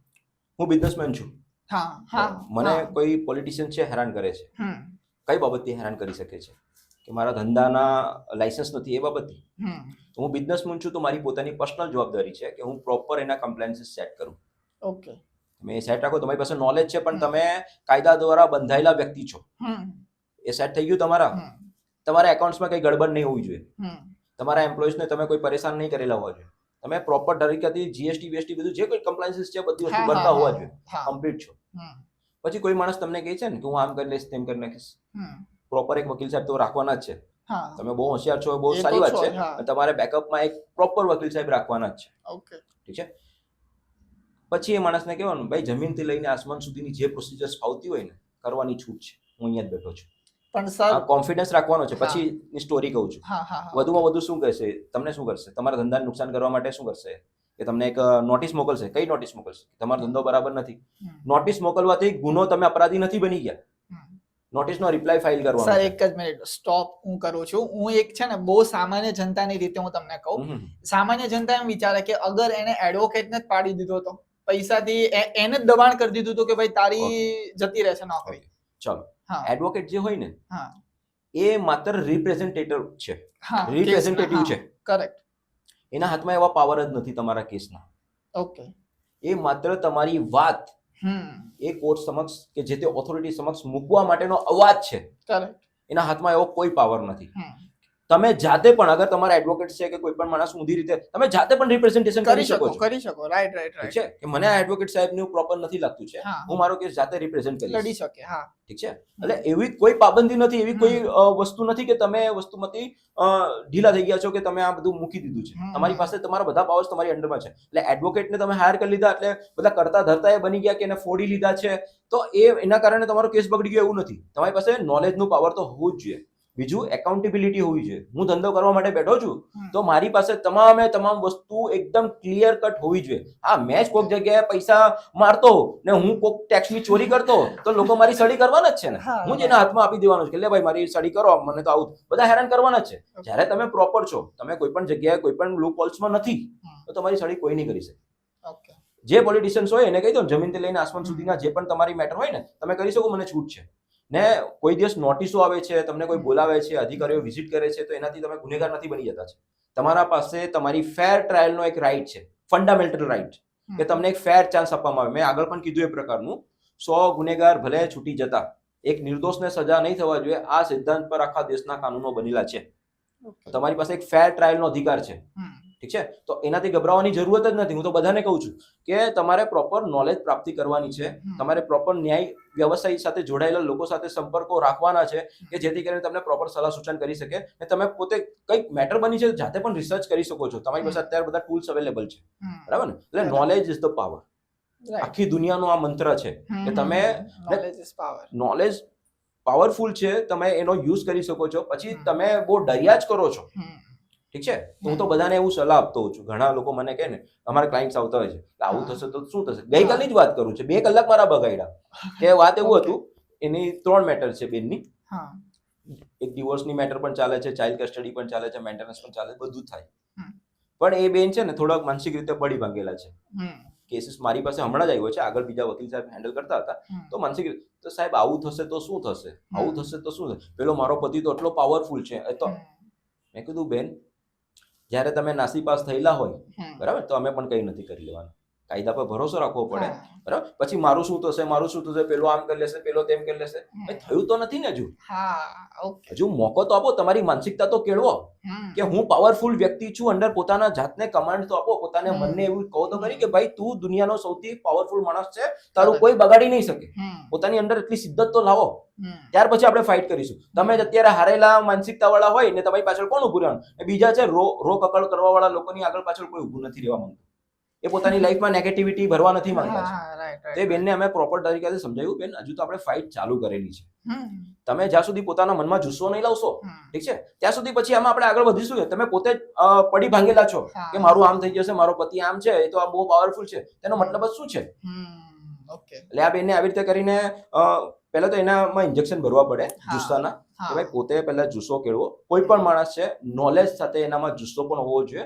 નકારાત્મકતા હોય તો બધા લોકો તમને હેરાન કરવાના જ છે. ને પછી એવા લોકોએ તો શું કરવું, ધંધો બંધો નોકરી બોકરી કઈ જ કરવાનું નહીં, શાંતિથી ઘેરે ઉભા થયા ને ચા પીને શાંતિથી ઘરે જ પડ્યું રહેવું જોઈએ. એટલે ધંધો બંધો કરવાનું છે. આ જંગ છે. તમે જયારે ધંધો કરવા માટે બેઠા છો, માર્કેટમાં આવ્યા છો, આ જંગ છે. તમારા પરિવારને સિક્યોર કરવાની, તમારી પોતાની લાઈફસ્ટાઈલને સિક્યોર કરવાની, ઠીક છે. તમને કોઈ ખોટી રીતે હેરાન કરે છે એની સામે જંગ ખેલવાની છે તમારે. તો આ બધી માનસિકતા તમારે લાવવાની છે. ત્યારે તમે આ બધું વસ્તુનો ઉપયોગ કરી શકશો. આ બધી વસ્તુનો ઉપયોગ કરવા માટે પણ તમારી પાસે એટલો જુસ્સો હોવો જોઈએ. બરાબર? તમે ઢીલા રહેશો કે તમે સાવ રોકકળ કર્યા કરશો કે પેલો પાવરફુલ છે, હું જ પાવરફુલ છું, મારી પાસે નોલેજ છે, બરાબર, એ તરીકાથી તમે આગળ વધશો તો તમારી આગળ પાછળ લોકો ઊભા પણ થશે, એક સંગઠન બનશે, તમારે સપોર્ટ કરવા વાળા લોકો પણ આવશે. તમે જોતા હશો રોકકળ રોતલું લોકો હોય ને એની આગળ પાછળ કોઈ ઊભા જ નથી રહેતા. જે માણસ જુસ્સાથી ઉભો છે ને કે ભાઈ કઈ વાંધો નહીં, તેના સગા સંબંધી 5 જણાને બોલાવી લેશે, એના પણ કોન્ટેક્ટ હશે, એ લોકો પણ આવશે કે આને બિચારાને તો અન્યાય થઈ રહ્યો છે, આપણે એની બાજુમાં ઊભું રહેવું જોઈએ. આ માણસ એકલો લડે છે, પ્રોપર નથી છે, આપણે પણ એની જંગમાં સામેલ થવાનું છે. બરાબર? આ તો સંગઠનનો પાવર છે, આ નોલેજનો પાવર છે. ઓકે, એઝ અ સિવિલિયન હું એક છું, બરાબર, મારા દેશનો અને મારા સ્ટેટનો. તો અગર મારી સાથે આજે કોઈ સ્કેમ થયો, નાનો અમથો ચોરીનો સ્કેમ કે મારામારી થઈ કે મગજમારી થઈ, એને મને મારી દીધું, મારી પાસે પૈસા લઈ જે હોય તે લઈને ભાગી ગયો, એ પાવરફુલ વ્યક્તિ છે સામેવાળો. ઓકે, તો એઝ અ સિવિલિયન સૌથી પહેલા કઈ વાત મારે ધ્યાનમાં રાખવી જોઈએ, શું કરવું જોઈએ, એની પ્રોસેસ થોડી સમજાવો. તમે જે વાત કરો છો ને ક્રિમિનલ ઓફેન્સીસ ની વાત કરો છો. ઓકે, ક્રિમિનલ ઓફેન્સીસ, ચોરી થવું કે સ્કેમ થવું એ ક્રિમિનલ ઓફેન્સીસ માં, બરાબર? આપણે 2 પ્રકારના ક્રાઇમ હોય છે. ઓકે, સિવિલ ઓફેન્સીસ હોય, સિવિલ ગુનાઓ હોય છે. બીજું હોય છે ક્રિમિનલ ઓફેન્સીસ, ઓકે, ફોજદારી ગુનાઓ. બંનેની કાર્યરીતિઓ અલગ અલગ છે. કોઈ પણ પ્રકારના ફોજદારી ગુનાઓ થાય, હવે તમે તો 2 સિનેરિયો કીધા છે. એક તો થાય છે ચોરી, તમારો વસ્તુ કોઈ ચોરી જાય છે. બીજું થાય છે સ્કેમ થાય છે. સ્કેમ એટલે ઓનલાઈન સ્કેમ. ઓનલાઈન સ્કેમમાં બહુ જ મોસ્ટ ઇમ્પોર્ટન્ટ તમે સવાલ પૂછેલો છે. આ વસ્તુ બધાએ જાણવી જોઈએ. જ્યારે કોઈના પૈસા જાય, બેંકમાંથી પૈસા ખોટી રીતે ઉપડી જાય કે કોઈ સ્કેમ થઈ જાય, ત્યારે તમારી પાસે ગોલ્ડન અવર્સ હોય છે. ગોલ્ડન અવર્સ આ મોસ્ટ ઇમ્પોર્ટન્ટ વાત છે. કોઈ કદાચ કહે નહીં કે ગોલ્ડન અવર્સ. તમે શું કરશો? પોલીસ સ્ટેશને જશો, પોલીસ સ્ટેશન વાળા કે ભાઈ લેખિતમાં લઈને આવો, સાયબર ક્રાઇમની મેટર છે, સાયબર સેલમાં જવું પડશે, પુરાવા લઈને આવો, લખો, આમાં તમારા દિવસો બગડશે. કદાચ તમે ઘરે આવીને કે હું શું કરું, કયા વકીલ પાસે જાઉં, આ બધી પડોજળમાં જશો. ગોલ્ડન અવર્સની વાત કરું છું. 1 થી 1.5 કલાકનો જે ટાઈમ હોય ને, એ તમારો ગોલ્ડન અવર છે. જેવું સ્કેમ થયું, તમારે સ્ક્રીનશોટ ને બધું પાડી લો. 1930 તમારે કોલ કરવાનો છે ને તમારી જે ઘટના થઈ છે એને ત્યાં રજીસ્ટર્ડ કરી દેવાની છે. નેશનલ સાયબર ક્રાઇમ માટેની હેલ્પલાઇન માટેનો આ નંબર છે. પહેલું કામ આ કરવાનું છે. 1 થી 1.5 કલાકની અંદર આ કરી નાખવાનું છે પહેલું કામ. ને સાથે સાથે તમારા સ્ક્રીનશોટ્સ ને બધી વસ્તુ તમારે રાખવાના એવિડન્સ તરીકે. આ તમે કરી દીધું ને તો 90% ચાન્સ છે કે તમારા પૈસા તમને સુરક્ષિત રીતે મળી જશે. લોકો ગભરાઈ જતા હોય છે, મારા પૈસા ચાલ્યા ગયા, લાખો રૂપિયા ચાલ્યા ગયા, જીવનભરની કમાઈ ચાલી ગઈ. આ કરી નાખ્યું ને એટલે એ લોકો બ્લોક કરશે જે જગ્યાએ પણ જવાની. આમાં શું થતું હોય છે કે પૈસા એક સાયબર ક્રાઇમમાં જનરલી શું, એક જગ્યાએ પૈસા ગયા પછી તરત જ બીજી જગ્યાએ ટ્રાન્સફર, ત્રીજી જગ્યાએ, ચોથી જગ્યાએ આવી રીતે ટ્રાન્સફર થતા હોય છે. એની આખી લિંક બનતી હોય છે. બરાબર? સાયબર ક્રાઇમમાં એવું નથી હોતું કે એક જ જગ્યાએથી પૈસા ગયા અને પેલો ઉપાડીને લઈ જશે, એવું નથી હોતું. એ અલગ અલગ જગ્યાએ ટ્રાન્સફર થવાની ચાલુ થઈ જતું હોય છે. કેમ એવું કરે? એ તો મોડેસ ઓપરેન્ડી છે ને. મોડેસ ઓપરેન્ડી શું કહેવાય? ચલો સપોઝ આપણે વાત કરીએ કે હું સાયબર ક્રાઇમ વાળો છું, બરાબર, ને મારે પૈસા ઉપાડવા છે, કોઈકને સ્કેમ મેં કરી લીધું, ઠીક છે. હવે પૈસા મેં એક એકાઉન્ટમાં લીધા, કોઈ મારો ઓળખીતો હતો એના એકાઉન્ટ, ડાયરેક્ટ એના એકાઉન્ટમાંથી મારા એકાઉન્ટમાં પૈસા લઈને મેં ઉપાડી લીધા. હવે આગળ વધતું જ નથી છે. પોલીસ ઇન્વેસ્ટિગેશન આવશે, આને પકડશે, ભાઈ પૈસા ક્યાં ગયા? અચ્છા એ તો હિતેશભાઈ ને હતા. અચ્છા હિતેશભાઈને પકડશે, પૈસા ક્યાં ગયા? એ તો મેં ઉપાડી લીધા. એટલે તું તે સ્કેમ કર્યું, ચાલ ઓકે, જેલમાં જવાની વારી આવશે. તો સાયબર ક્રિમિનલ્સ શું કરતા હોય છે, એની આખી ચેન બનાવે. પૈસા અહીંયા આવ્યા, આખી લાંબી ચેન થઈને ગમે ત્યાં પેલું ઇન્વેસ્ટિગેશન કરશે. તમને તો ખબર છે સિસ્ટમમાં શું હોય છે. ઇન્વેસ્ટિગેશન કરતા પેલા 9 નેજા પાણી આવતા હોય છે. પેલો તો પેલા માણસને ટ્રેસિંગ કરશે, ઉપર લેવલથી પરમિશન લેશે. બીજાના એકાઉન્ટ ચેક કરવાની પરમિશન પોલીસ વાળા પાસે ડાયરેક્ટ નથી આવતી, એને ઉપલી અધિકારી પાસેથી પરમિશન લેવી પડે. કારણ કે કોઈ પણ રાઇટ ટુ પ્રાઇવેસી પણ છે આપણા દેશમાં. કોઈ પણ માણસની પર્સનલ ઇન્ફોર્મેશન જોવાનું કોઈ પણ ગવર્મેન્ટ ઓથોરિટીને સંપૂર્ણ રીતે ડાયરેક્ટ અધિકાર નથી. એના માટે કોઈ ફરિયાદ ફાઇલ થવી જોઈએ. ફરિયાદ ફાઇલ થાય પછી એને એના ઉપલી લેવલ પાસેથી એને પરમિશન લેવાની છે. એ પરમિશન લઈને પછી બેંક પાસે જશે, બેંકને ઈમેલ કરશે, બેંક વાળા એને ફ્રીઝ કરશે, પછી એની ડિટેલ્સ ચેક કરવામાં આવશે, ભાઈ આનું એડ્રેસ આ છે તે છે. પછી એની ઇન્વેસ્ટિગેશન માટે એને બોલાવવામાં આવશે. હવે માણસ ત્યાં હાજર નથી તો ક્યાં છે એને ટ્રેસિંગ કરવામાં આવશે. આ બધી લાંબી પ્રોસિજર છે. તો Okay. આ બધું કરતા કરતા તો પૈસા ક્યાં ને ક્યાં ચાલ્યા ગયા હા, ને right. ખિસ્સામાં આવતા આવતા તો ક્યાં કેટલો વાર લાગવાનો છે હમ, સાયબર ક્રાઇમના કેસીસ પત્તા કેટલો સમય લાગશે તમારે એ હજુ ઇન્વેસ્ટિગેશન કરશે, ચાર્જશીટ બનાવશે, કોર્ટમાં ફાઇલિંગ કરશે, કોર્ટમાં કોઈ આરોપીને હાજર કરે તો સારી વાત છે, કોઈ વસ્તુ બરામદ થઈ છે તો બહુ સારી બાબત છે, નહીં થયું તો ક્યાંથી પૈસા આવશે? તો ગોલ્ડન અવર્સની વાત કરું છું. હમ, આ કોઈને ખબર નથી, એટલે બધા લોકો સજાગ કરે જ છે પણ લોકો ધ્યાને નથી લેતા છે. પણ મને કોઈ પૂછ્યું છે તો હું પ્રોપર વસ્તુ કરીશ કે મારી સાથે સાયબર ક્રાઇમ થાય તો હું પહેલે 1930 જઈને ફરિયાદ કરીશ, ભાઈ ખોટી રીતે મારા પૈસા ગયા છે તો મારી ફરિયાદ એટલીસ્ટ તમે રજીસ્ટર કરો. જેવી ફરિયાદ રજીસ્ટર થઈ, એ લોકો એવિડન્સ માંગે, તમે આપ્યા એને તરત જ એ બ્લોક થઈ જશે પૈસા જે એકાઉન્ટમાં ગયા, કારણ કે પૈસા તો એકાઉન્ટમાં જ જવાના છે, તો એ એકાઉન્ટ જ બ્લોક થઈ ગયું. ઠીક છે, જેવું બ્લોક થયું એટલે ચાન્સીસ એવા છે કે આપણને વસ્તુ ફટાફટ મળી જાય ને આપણા પૈસા સુરક્ષિત છે, આપણને મળવાની સંભાવના વધી 90% સંભાવના છે કે તમને વધી જાય. હવે આપણે આવીએ ચોરી પર કે કોઈ માણસ રસ્તા પર જઈ છે ને એની વસ્તુ ચોરાઈ ગઈ છે, કોઈ માણસ ચોર હતો અને ચોરીને લઈ ગયો છે કે મારું ઘર છે ને અહીંયા ઘરમાં મારી બધી કિંમતી સામાન બધું છે, કોઈ ચોર આવ્યો અને તાળું તોડી ચોરીને લઈ ગયો બધી વસ્તુ. આ ઘટના ચોરીની ઘટના કહેવાય. ઠીક છે, ચોરીની ઘટના થાય એટલે પહેલા આપણે શું, આ પાછું કેવું કહેવાય, નોર્મલ ક્રાઇમમાં આવે બધું. Okay. કોઈ આમ મર્ડર તો છે નહીં. હા, ચોરીની અંદર કોઈ મર્ડર કરે તો સિરિયસ ક્રાઇમમાં આવે. Okay. પણ વાત હવે ચોરી થઈ ગઈ છે, હવે ઠીક છે, ચાલો પોલીસ સ્ટેશને ગયા આપણે. પોલીસ વાળા પહેલી વાત શું કરશે, ભાઈ અરજી લખીને આવો. સામાન્ય માણસ હોય, બરાબર, સામાન્ય નોકરી કરતું એની વસ્તુ ગયું હોય, એ ક્યાં અરજી લખવા માટે જશે? એને બિચારાને અરજી લખતા જ નહીં આવડે. જશે વકીલ પાસે, વકીલ સાહેબ કહે કે લાવો ભાઈ, મારા પણ પૈસા થશે, અરજી લે, મફતમાં નહીં લખી આવું, મારો પણ ટાઈમ છે.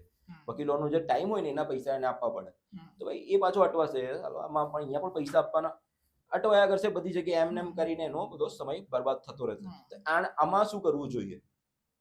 આપણે પોલીસ સ્ટેશને ગયા ને આપણી અરજી લખવાની વાત થઈ છે, અરજી પણ એ લોકોનું નાટક છે. એફઆઈઆર દાખલ નહીં કરવા માટેનું નાટક છે. અરજી કરવા માટેનો કોઈ પ્રાવધાન એવા બધા છે જ નહીં. પોલીસ સ્ટેશનમાં કોઈ ક્રાઇમને રિપોર્ટ કરવા માટે તમારે અરજી કરવી પડે એવા કોઈ પ્રાવધાન છે નહીં જનરલી. ઠીક છે, આ બધા નાટક છે પોલીસ વાળાના કે 90% 80% કેસમાં લોકો ડિમોરલાઇઝ થઈ જાય કે અરજીઓ કાં લખો, એના કરતા રહેવા દે, ભાઈ નથી કરવું મારે કઈ, એમ કરીને ઘેર ભેગા થઈ જાય. કારણ કે પોલીસ વાળાને તો શું બતાવું, મારા એરિયામાં તો રામ રાજ્ય ચાલે છે, ક્રાઇમ જ નથી, ગ્રાફ ઓછો છે. જેટલી એફઆઈઆર ઓછી હોય એટલું એનો પ્રમોશન્સનો ચાન્સ ને બધી વસ્તુ વધી જતી હોય છે. આ તો પ્રોપર ચલાવે છે પોતાનો વિસ્તાર, આને તો પ્રમોશન મળવું જોઈએ. પણ હવે નાની નાની ચોરીઓ થતી હોય, કોઈની પેન ચોરાઈ ગઈ છે, કોઈની બાઇક ચોરાઈ, કોઈની સાયકલ ચોરાઈ, આવા તમે લગભગ 10,000 કેસીસ ત્યાં એના પોલીસ સ્ટેશનમાં ગયા તો એને પછી ઇન્વેસ્ટિગેશન પણ કરવી પડે, એનો સ્ટાફ જ નથી એટલો બધો. ઠીક છે, એનો ગ્રાફ તો હું ભાઈ આના વિસ્તારમાં તો કંટ્રોલ જ નથી કરી શકતો. આ ક્રાઇમ ગ્રાફ ડાઉન કરવા માટે એફઆઈઆર દાખલ નહીં કરશે, કોઈ પૈસાની લેતી દેતીની પણ અરજી લઈને આવું ઇન્વેસ્ટિગેશન, ડાયરેક્ટ એફઆઈઆર દાખલ કરશે જ નહીં. જ્યારે સુપ્રીમ કોર્ટનો એક ચુકાદો છે એની અંદર એવું કહેવામાં આવેલું છે કે ભાઈ તમારે પોલીસ વાળાની મેન્ડેટરી ડ્યુટી છે, ભાઈ તમારે એફઆઈઆર તો દાખલ કરવી જ પડે ફરજિયાત રીતે. પણ આ લોકો આ નાટક કરતા હોય છે. તો તમારી સાથે કદાચ આવું થાય કે પોલીસ વાળા એફઆઈઆર નથી લેતા છે, એ જ દિવસે તમારે શું કરવાનું, પ્રોપર ઢંગથી એક અરજી તૈયાર કરવાની છે. નહીં ફાવતું બહુ નોર્મલ રીતે તૈયાર કરવાની છે. અરજીમાં એવું નથી કે બધી વિગતો તમે નાખો ને એકદમ વકીલ લખે એવી રીતે લખવાનું, એવું નથી. ટાઇટલ લખવાનું કે મહેરબાન પોલીસ સ્ટેશનના ફલાણા પોલીસ સ્ટેશનના પોલીસ ઇન્સ્પેક્ટર સાહેબ સમક્ષ પરચુનર અરજી નંબર 100/2025 કે 2026, પછી લખવાનું ફરિયાદીનું નામ કે હિતેશભાઈ રાજુભાઈ બથવાર, ફલાણે ઉંમર એટલું ને અહીંયા રહે છે ને, વિરુદ્ધ અજાણ્યા શખ્સો, વિરુદ્ધ સામાવાળા લખો, આરોપી લખો, અજાણ્યા શખ્સો, નામ ખબર હોય તો લખવાનું, મોબાઈલ નંબર ખબર હોય તો લખવાનું, વિષય લખવાનું કે ભાઈ ચોરી થયા બાબતની ફરિયાદ નોંધાવવા બાબત, બરાબર, ચોરી થયા બાબતની ફરિયાદ, આમ લખીને ટાઇટલ કરીને મહેરબાન સાહેબ હું ફલાણી જગ્યાએથી જતો હતો. પહેલા તો ઇન્ટ્રોડક્શન આપવાનું. કોઈ પણ પ્રકારની ફરિયાદ આપણે લખીએ તો એનું ઇન્ટ્રોડક્શન આપવું બહુ જરૂરી છે, કારણ કે પોલીસ વાળા આપણને કઈ પર્સનલી ઓળખતા નથી. કોઈ પણ કોર્ટની અરજી હોય, પોલીસ સ્ટેશનની અરજી હોય, કોઈ પણ ગવર્મેન્ટ કચેરી હોય ને, તો એનો પહેલો રૂલ એવો આપણે સમજવો જોઈએ કે પહેલા આપણું ઇન્ટ્રોડક્શન આપવાનું. મારું નામ આવું છે, હું મારા પરિવાર સાથે અહીંયા રહું છું ને મારા પરિવાર સાથે હું આ છે કોણ એ તો જાણવું જોઈએ ને. હા, પહેલું ઇન્ટ્રોડક્શન આપણું આ આપવાનું કે હું આવી રીતનું છે ને મારું ગુજરાન આવી રીતે ચલાવું છું. પહેલો પેરો એ થઈ ગયો. સેકન્ડ પેરામાં સામેવાળાનો ઉલ્લેખ આપવાનો, સામેવાળાને તમે કેવી રીતે ઓળખો છો. તમે ઓળખતા નથી છે તો અલગ વાત છે, તો પણ લખવાનું સામેવાળાનો હું પરિચય નથી, સામેવાળાનો પર્સનલી ઓળખતો નથી, એનો કોઈ અતો મને નથી, પણ મારી સાથે ઘટના બની છે. ત્રીજામાં આપણે ઘટનાનો ઉલ્લેખ કરવાનો છે, ક્રોનોલોજીકલ ઓર્ડરમાં. સવારે આટલા વાગે આ રસ્તા પર આ જગ્યાએ હું જતો હતો, ને આ સમયે આવી રીતે મારી પાસેથી કોઈક શખ્સ આવેલો હતો, એનો આવી રીતનો હુલિયો હતો, બરાબર. એને આ પ્રકારનું પેન્ટ કે આ બધું વસ્તુ પહેર્યું કે આ પ્રકારની બાઇક હતી, આ જગ્યાએ એને મારી પાસેથી મારો સમજો કે મારી ચેન તોડી લીધી કે આ તોડી લીધું કે તે તોડી લીધું કે મારો આ વસ્તુ લઈ ગયો છે. ચોથા પેરેગ્રાફમાં લખવાનું કે આ બધી બાબતોના કારણે મને ઘણું આર્થિક નુકસાન થયું છે, માનસિક તાણ ઊભી થઈ છે ને આ એક પ્રકારનો ક્રિમિનલ ઓફેન્સીસ કહેવાય, ફોજદારી ગુનો કહેવાય, તો આના વિરુદ્ધમાં સખત કાર્યવાહી કરવી. એક જ પાનામાં લખીને તમારે આપી દેવાનું છે. આ તમારી અરજી. તમારે પોલીસ સ્ટેશને પણ જવું નહીં હોય ને, તો આ વસ્તુ તમારા નજીકના પોલીસ કમિશનર સાહેબને સ્પીડ પોસ્ટથી યા તો RPID થી મોકલી દેવાનું. મોકલી દીધું, એની રિસિપ્ટ રાખો. બીજા ત્રીજા દિવસે ઓનલાઈન એનો રિપોર્ટ કાઢો કે એ મળી છે કે કેમ. તમે જેવું ત્યાં મોકલશો એટલે ત્યાં એની એક એન્ટ્રી પડશે, ફરિયાદ અરજી નંબર પડશે, એ નજીકના પોલીસ સ્ટેશનમાં મોકલી દેવાનું. હવે તમે સિસ્ટમની અંદર ઘૂસી ગયા છો, તમારી ફરિયાદ ત્યાં આવી ગઈ છે, બરાબર. હવે એના પર ઇન્વેસ્ટિગેશન ફરજિયાત રીતે એને કરવાની છે, એનો રિપોર્ટ ફાઇલિંગ કરવાનો છે. એની જનરલ ડાયરી હોય છે, સ્ટેશન ડાયરી આપણે કહીએ છીએ, કે જેવી ત્યાં જાય એટલે એમાં એન્ટ્રી થાય એટલે ઇન્વેસ્ટિગેશન કરવાની છે. ઇન્વેસ્ટિગેશન કરીને એને શોધીને લાવવાનું છે, પછી ચાર્જશીટ બને. હા, એ બાકી પ્રોસિજર છે. સપોઝ કે કોઈ પણ પ્રકાર ચાર્જશીટ ક્યારે થાય? જ્યારે FIR દાખલ થાય. આપણે અત્યારે કમ્પ્લેન ફાઇલ કરેલી છે, અરજી ફાઇલ કરેલી છે. હવે અરજીમાં એ અરજીમાં એ ઇન્વેસ્ટિગેશન કરે છે કે ભાઈ ઇન્વેસ્ટિગેશન થશે, આપણને બોલાવશે, આપણા જવાબ લેશે. પહેલા તો આપણને જ બોલાવે કે શું થયું હતું, હવે ડિટેલમાં કહો. તમે તો 2 લીટીમાં કહી દીધું તમે અહીંયા રહો છો, ના કરો ના થાય. ડિટેલમાં કહો હવે શું થયું હતું. ડિટેલમાં કીધું, પછી એ ઇન્વેસ્ટિગેશન કરશે આજુબાજુના વિસ્તારમાં, અને પછી એને લાગે કે ના ખરેખર આ થયું છે, સાક્ષી શોધશે કે પુરાવા લેશે, આપણા પુરાવા લેશે, એને લાગશે કે ના ભાઈ ખરેખર ગુનો થયો છે, FIR દાખલ કરશે. FIR નંબર પડશે. FIR નંબર પડે પછી એને ઇન્વેસ્ટિગેશન પંચનામું ને બધી વસ્તુ કરીને ચાર્જશીટ બનાવવાની છે. 60 થી 90 દિવસની અંદર ચાર્જશીટ રેડી કરીને કોર્ટમાં નાખવાની છે. કોર્ટમાં જ્યારે ચાર્જશીટ નાખશે ત્યાર પછી એની ટ્રાયલ ચાલુ થશે, બરાબર. ને આરોપીની ધરપકડ ને બધી વસ્તુ આ પંચનામા કર્યા પહેલે જ બધી વસ્તુ કરવી પડતી હોય છે. અને ચાર્જશીટમાં પણ આરોપી પકડાયા છે નથી પકડાયા છે બધી ડિટેલ્સ એને, એટલે કોઈ પણ પ્રકારનો ક્રાઇમ હોય એનો કચ્ચો ચિઠ્ઠો આપણે સમજવું હોય ને તો એ ચાર્જશીટ કહેવાય. એનો સ્ટેટમેન્ટ આખું કે આખું એને આખી સમરી એને તૈયાર કરીને એવિડન્સ સાથે કોર્ટને મૂકવાનું. અહીંયા પોલીસ વાળાનું કામ અહીંયાથી સ્ટોપ થતું હોય છે, પૂરું નથી થતું. અત્યારે મારું કામ સ્ટોપ થયું છે. થયું એટલે પછી ટ્રાયલ ચાલુ થઈ. ટ્રાયલ ચાલુ થાય એના અનુસંધાને પોલીસ વાળાને બોલાવવામાં આવે વિટનેસ તરીકે કે સાક્ષી તરીકે કે એની જુબાની લેવામાં આવે. ત્યારે પછી સેકન્ડરી સ્ટેજ એનો આવતો હોય છે. બાકી અહીંયા FIR સુધીનું આટલું કામ થતું હોય છે, બરાબર. એટલે કોઈ ચોરી થાય છે તો મૂંઝાવાની જરૂર નથી. નાના નાના ક્રાઇમ થયા હોય તો પોલીસ વાળા FIR દાખલ નથી લેતા, આપણી FIR નથી લેતા, ગભરાવાની જરૂર નથી.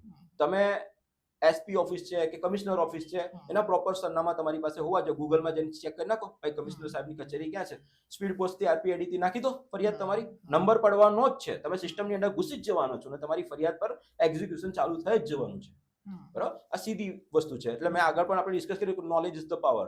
ઓકે, તો નોલેજ પાવર ક્યારે જશે? અરે એનું ઇમ્પ્લિમેન્ટેશન થશે. આપણી પાસે બહુ બધું નોલેજ હોય ને. મારા એક ફ્રેન્ડ છે PhD છે, ભાઈ સાહેબનો પગાર જ નહીં, એને બધી જગ્યાએ જોબમાંથી કાઢી નાખે છે. એનું નોલેજ એટલું બધું છે ને કે બિચારાને કોઈ સહન જ નથી કરી શકતું. નોલેજ જ્યારે તમારી પાસે છે પણ એનું ઇમ્પ્લિમેન્ટેશન કરો. એને તમે નોલેજ ખાલી આપણા અંદર આપણા શરીરની અંદર નોલેજ આપણે ઘુસાઈને બેઠેલા છો એનાથી કઈ પાવર ક્રિએટ નથી થવાનું.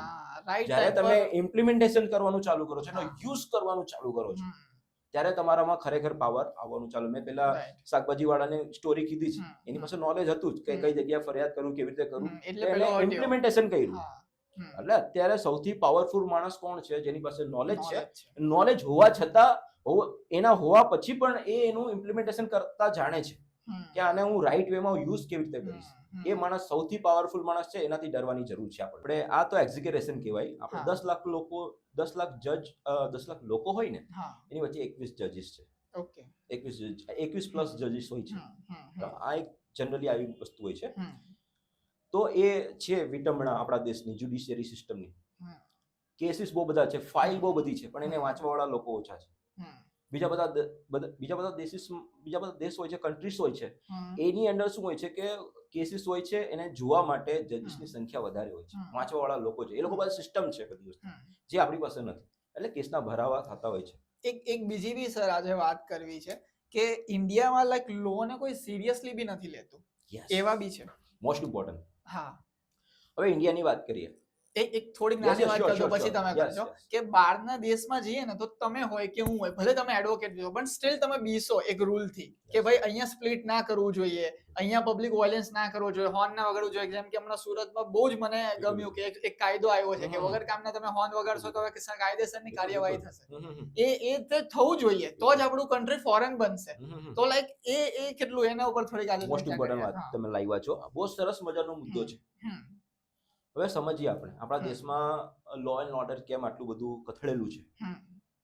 હવે મારી જ વાત કરું, હમણાં હું ગાડી પાર્કિંગ કરવા માટે શોધતો હતો. મને એવું લાગ્યું કે ગાડી પાર્કિંગ ક્યાં કરું. પછી એકનો અહીંયા તો પેલો બેંકનો ગેટ છે, મેં કીધું અહીંયા પાર્કિંગ કરી દઉં, મારી ગાડી પર તો સ્ટીકર ચોંટાડેલું છે, કોણ મને મારી ગાડીને લઈ જવાનું છે, કોણ પોલીસને બોલાવવાનું છે, આને વળી ચાલવાનો રસ્તો કદાચ નીચે સહકારી મંડળી છે ને તો એનો રસ્તો કદાચ રોકાઈ જતે. તો એ મને ખબર છે કે આમાં કોઈ કાર્યવાહી કરવાનું નથી. ગાડી ઉઠાવવા માટે કોણ પોલીસને ફોન કરવાનું છે? ઇવન મારી તો વકીલની ગાડી છે. તો મારા મનમાં શું છે, મને કાયદાનો ભય નથી. બરાબર. સેકન્ડ વસ્તુ, મારી ગાડી મેં પ્રોપર પાર્કિંગ કરી છે. તો ખાલી એક્ઝામ્પલ છે. એ તો બધા સમજી જશે. આપણે કાયદાનો ભંગ નથી ના લઈ લે કરતા. તું કે અરે યાર હિતેસર તો જો. ના એવું નથી, મેં પ્રોપર જ ગાડી પાર્ક કરી. મારા બે સ્ટાફને કીધું ભાઈ પ્રોપર જગ્યા શોધ, ભાઈ આપણે ત્યાં ગાડી પાર્કિંગ કરે, કારણ કે આપણે કાયદાનું પાલન કરવાનું છે. તમે પ્રોપર જગ્યાએ જ ગાડી પાર્કિંગ. પણ અત્યારે માનસિકતાની વાત કરી. બીજા બધા દેશમાં શું છે, હોર્ન વગાડો ને તો એને ઇન્સલ્ટની રીતે લેવામાં આવે. કરેક્ટ. ઘણી કન્ટ્રીમાં હું ગયો છું, હોર્ન વગાડવાની બિલકુલ મનાઈ. મને પણ મારા જે કમ્પેનિયન હોય મને કે ભાઈ હોર્ન વગાડતો નહીં તું, કારણ કે આપણે તો ચાલુ જોઈએ. તો હોર્ન વગાડવું પણ એ ઇન્સલ્ટની રીતે લઈએ લોકો. કાર્યવાહી પણ કરે. ભાઈ આને હોર્ન વગાડી મારી ઇન્સલ્ટ કરી છે, કાર્યવાહી થાય, એને ઉચકીને લઈ પણ જાય પોલીસ વાળા. બરાબર. આપણા દેશમાં શું છે કે ટ્રાફિકના નિયમો છે, નાના નિયમો છે, પાર્કિંગના નિયમો છે, આપણે એનું પાલન નથી કરતા. કારણ કે આપણને ડર નથી. આપણને એવો ડર નથી કે પોલીસ વાળા આપણને ઉચકી જશે. કાયદાનો અમલ થશે, કાયદાનો અમલ થાય એવી ચોક્કસતા, સર્ટેનિટી નથી કોઈની. આપણને મનમાં ખબર છે કે કાયદાનો ઉપયોગ થવો ઓછો છે. હવે નાના કેસીસમાં મારી ગાડીનો હોર્ન મારવાથી મારા પર કેસ થવા લાગ્યો અને પોલીસ વાળા દોડતા થઈ ગયા, તો બીજા મોટા ક્રાઇમને પોલીસ વાળા હેન્ડલ કેવી રીતે કરશે? એટલે મારા મનમાં એક બાય ડિફોલ્ટ હું એવી રીતનું છું, ભારતીય નાગરિક, કઈ થવાનું નથી. મર્ડર કરે તો કદાચ કંઈક થશે, બાકી આ નાના વસ્તુમાં કઈ થવાનું નથી. એટલે મારો ડર નીકળી ગયો છે. મારા મનમાં બાય ડિફોલ્ટ અરે થશે તો શું છે, પોલીસ વાળા જોઈ લઈશું, સેટઅપ કરી લઈશું. આપણે મનમાં બાય ડિફોલ્ટ થઈ ગયું છે. એટલે આપણને કાયદાનો ડર નથી રહ્યો. આપણને એવું ખબર છે કે આ કાયદામાં લૂપ પોઈન્ટ્સ છે, લૂપ હોલ્સ છે, હું એનો ઉપયોગ કરી શકીશ, હું બચી શકીશ. બચવા માટેના રસ્તાઓ અવેલેબલ છે. બરાબર ને? એવું આપણા મનમાં વસ્તુ બેસી ગઈ છે કે બચવા માટેના રસ્તા તો અવેલેબલ જ છે. એટલે આપણે જ્યારે પોલીસનો દંડો દેખાય ને ત્યારે જ આપણે કાયદાનો પાલન કરીશું. બાકી કોઈ આજુબાજુ હશે નહીં તો આપણને મનમાં બાય ડિફોલ્ટ આપણે બની ગયા છે એવા કે ભાઈ કઈ થવાનું નથી. આટલા નાના વસ્તુમાં બધા લોકો કેસીસ કરવા લાગ્યા, દોડવા લાગ્યા, તો પોલીસ સ્ટેશનમાં કેટલા બધા કેસીસનો ભરાવો થઈ જશે. ઓલરેડી એટલા 5 કરોડ કેસની તો વાત કરીએ જ છે આપણે કે 5 કરોડ, તો બીજા 5 કરોડ કેસ આમાં નાખવા છે. પોલીસ વાળા એટલા બધા છે જ નહીં કે આ બધા કેસીસ, આ બધા નાના ક્રાઇમ્સ ને બધું હેન્ડલ કરે. એવી બધી વસ્તુ તો છે જ નહીં. કરેક્ટ. અને થાય છે કે એવું અનફોર્ચ્યુનેટલી આપણા બી હાથમાં નથી. આપણી પોપ્યુલેશન પણ દિન પ્રતિદિન વધતી જ જાય છે, એટલે કેસ બી વધવાના છે. સિમ્પલ વાત છે. એટલે આમાં શું છે કે લોકોના મનમાં એવું છે કે કોઈ જોતું નથી, જોશે તો પણ ઇગ્નોર કરશે નાની વસ્તુ. એટલે નાના કાયદાઓનું પાલન થતું નથી. નાના કાયદાઓનું પાલન ના થાય પછી મોટું સ્વરૂપ લેતું હોય છે. આપણે આપણા દીકરાઓને, આપણા બાળકોને આપણે શીખવાડતા જઈશું કે ભાઈ કઈ થવાનું નથી, બેસની યાર. બહારના દેશવાળા એટલા માટે પ્રોપર છે, એ લોકોની સિસ્ટમ પ્રોપર એટલા માટે કારણ કે ત્યાં બધાના મનમાં એવું ઘર કરી ગયું છે કે ભાઈ ક્રાઇમ કર્યો એટલે તું પકડાવાનો તો છે જ. તું પકડાયો એટલે તારી સજા તો તને મળવાની જ છે. કોઈ લૂપ હોલ્સ નથી. આપણી સિસ્ટમ પ્રોપર જ છે. ઇન્ડિયાની સિસ્ટમમાં પ્રોબ્લેમ છે. અહીંયા આપણા મનમાં બેસી ગયેલું છે કે આપણે પકડાઈ પણ જઈશું ને. કરપ્શન જે મોદીજી વારે ઘડીએ એક મેન્શન કરે છે ને કે કરપ્શન જ બહુ બધી છે ઇન્ડિયામાં. ઓળખાણ જે થાય ને કે ભાઈ એક ફોન કરીશ એટલે આપણો કેસ પતી જશે, આમ થઈ જશે, પેલે એ ના થવું જોઈએ. એને બી એક પ્રોસિજરમાં ઘૂસવું પડે કે તું બી ઘૂસ લાઈનમાં અને પછી કર. તો આઈ થિંક કદાચ સિસ્ટમમાં કે મોટો ચેન્જ આવે, જે ફોરેન સિસ્ટમમાં નથી. એક એની પ્રોસેસ એને ખબર છે કે ભલે મારા કાકા છે બટ સ્ટીલ મારે તો આ રીતે જ જવું પડશે. એમાં શું છે કે સિસ્ટમ એ લોકોએ પ્રોપર જ બનાવી છે, એને ફોલો કરવાની જ છે તમારે. ફોલો કરે ને છે મેન. આપણી સિસ્ટમ છે બહુ જૂની પુરાણી છે. Okay. 1860 ની સિસ્ટમ આપણે લઈને બેઠેલા છે, 1860 ની પ્રોસિજર્સ આપણે લઈને બેઠેલા છે, ને આપણે 21મી સદીમાં ડીલ કરવાના છે ક્રાઇમ ને, તો કેવી રીતે કરશું? આ તો બહુ લાંબી પ્રોસિજર્સ ને બધી વસ્તુ લખેલી. ફોરેનમાં શોર્ટ સિસ્ટમ છે, બરાબર, કે ભાઈ ક્રાઇમ કર્યો છે તો આ સિસ્ટમનો કમ્પ્લીટ કરો ને આટલા દિવસની અંદર ફિનિશ કરી નાખો, તમે સુનાવણી કરીને ફિનિશ. આપણે લાંબી પ્રોસિજર્સ છે. કરેક્ટ. આપણા જે કાયદાઓ જે હતા ને, જે કાયદા આપણે અત્યારે યુઝ કરીએ છીએ, એ આપણને કંટ્રોલ કરવા માટે બનાવેલા હતા. અંગ્રેજો દ્વારા બનાવેલા કાયદાને જ અત્યારે આપણે અમલમાં છે. અત્યારે હા નવા આવેલા છે, બીએનએસ આવેલું છે, બીએસસી આવેલું છે, બીએનએસએસ આવેલું છે, નવા કાયદા નથી આવેલા. જૂના કાયદાને નવા કપડા પહેરાઈને રાખવામાં આવેલા છે, બરાબર. અહીંયા બટન અહીંયા લાગેલું તો એની જગ્યાએ બટન અહીંયા લગાવી દીધું છે, કલમો ઉપર નીચે કરેલી છે. હું એવું સમજુ છું. બાકી એટલો બધો ધરખમ ઘટાડો કરવાનો હોય ને એવું બધી વસ્તુ કઈ કર્યું નથી. એટલે મેટર એ છે કે કાયદાનો ડર લોકોને નથી રહ્યો, બધાને ખબર છે લૂપ હોલ્સ છે ને આપણે સિસ્ટમથી બચી શકીશું, એવા મનમાં એવું ઘર કરી ગયું છે, એટલે લોકો સિસ્ટમને ફોલો નથી કરતા છે. ને મિડલ ક્લાસ લોકો પણ છે ને હિપોક્રેટ છે, એ લોકો પોતે પણ એવી માનસિકતામાં બનેલા છે કે ગાડી લઈને આપણે જતા હોય ને આપણે સિગ્નલ તોડાઈ ગયું છે, બરાબર, તો આપણે આપણા બાળકોની સામે જ 500 રૂપિયા આપવાની વાત કરીએ, એટલે 500 રૂપિયા પેલાને આપણે શીખવાડી દઈએ છીએ, આપણે સિસ્ટમ બનાવીએ છીએ, જો આવું કરજે, કોઈ કઈ કરી નથી લેવાનું ભાઈ, તું આ 500 રૂપિયા આપી દેજે, છૂટી જશે. આપણે આપણા છોકરાઓને પણ આ સિસ્ટમ શીખવાડેલી છે કે પપ્પાએ આવું કર્યું, સિગ્નલ તોડ્યું, પેલા માણસ આવ્યા, કઈ કરવાનું નથી, આપણે 1500-2000 નો દંડ હતો તો એની જગ્યાએ 500 માં સેટઅપ કરી દીધું. આપણે પણ આ શીખવાનું છે, અને આ બાબતે ટ્રેનિંગ આપણે આપીએ છીએ. એક ખાસ અને બહુ સ્પેશિયલ મારા જાણીતા છે અને મને ઓળખે છે, મેહુલ બોગરા સાહેબ. યસ એમની આપણે વાત કરીએ, એ છે ને આ બાબતે બહુ સ્ટ્રિક્ટ છે કે ના થવું જોઈએ આ જે કરપ્શન, અને એ ખોટા હોય ને તો કાયદેસરની કાર્યવાહી કરીને એક 36 ની છાતી સામે લડવાનો દમ રાખે છે. એ એક બહુ સારું કરે છે. બધાએ રેવોલ્યુશન્સમાં ભરોસો રાખવો જોઈએ, બધાએ ઇન્કલાબમાં ભરોસો રાખવો જોઈએ. ઇન્કલાબનો મતલબ છે ક્રાંતિ. ઓકે. જ્યારે તમારા મનમાં તમે ક્રાંતિ લાવશો, ઇન્કલાબ લાવશો, ત્યારે દેશની વ્યવસ્થા સુધારવાની છે. તમે કરપ્શનને તમારું કામ શોર્ટકટમાં પતાવવા માટે, આ સિસ્ટમ પ્રોસિજર્સ થી બચવા માટે, જે 6 મહિને કામ થવાનું છે એને 6 કલાકમાં તમારે પતાવવા માટે તમે કરપ્શનનો ઉપયોગ કરો છો, તો આ કરપ્શન તમને જ મારવાનું છે. આ સિસ્ટમ તમે જ બનાવેલી છે, કરપ્શન સિસ્ટમ તમે જ બનાવેલી છે, તમે જ પૈસા આપો છો. તો હરેક વ્યક્તિના મનમાં ક્રાંતિ હોવી જોઈએ. હરેક વ્યક્તિ, આમાં શું છે કે જે ક્રાંતિ લાવી છે ને ઈઝી નથી હોતી, લોહી માંગે છે, ગરમ લોહી. બરાબર ને? તમારું પરિવાર તમારે છોડવું પડશે, બરાબર, તમારી બધી સવલતો, તમારી સગવડો છોડવી પડશે. ક્રાંતિ એમને નથી આવતી, રિવોલ્યુશન એવી રીતે નથી આવતા, ઇન્કલાબ એવી રીતે નથી આવતા. તો તમે જ્યારે કરપ્શન, હું પણ મારી જ વાત કરું, ચલો મારે દસ્તાવેજ કરવા માટે જવું છે, વેચાણ દસ્તાવેજ કરવા માટે જવું છે, વેચાણ દસ્તાવેજ એમને થઈ જાય છે? મારે ક્લાર્ક છે, રજિસ્ટ્રાર છે, શું એમને થઈ જવાનું છે? અગર હું નથી કરતો તો મારા બીજા આગળના કામ થવાના છે, તો મારે મારી સગવડો છોડવી પડશે, મારા ક્લાયન્ટ્સ છોડવા પડશે, ઓછી ફીસમાં કામ કરવા માટેની તૈયારીઓ રાખવી પડશે. ભાઈ ઓછી ફીસ આપજો, પેલો બધો વહીવટ હું નથી કરતો છું, મારા કામ અટવાના ચાલુ થઈ જશે, હું વકીલાત પ્રેક્ટિસ નહીં કરી શકીશ, હું નવરો થઈ જઈશ. મારે પણ અમુક જગ્યાએ આ વસ્તુ આ થતું હોય છે, બરાબર, એના પાર્ટમાં રહેવું પડતું હોય છે, એટલે મારે એવું રહેવું પડતું હોય છે ને હું કરું છું એવું નથી હોતું, પણ આ સિસ્ટમ ચાલે છે.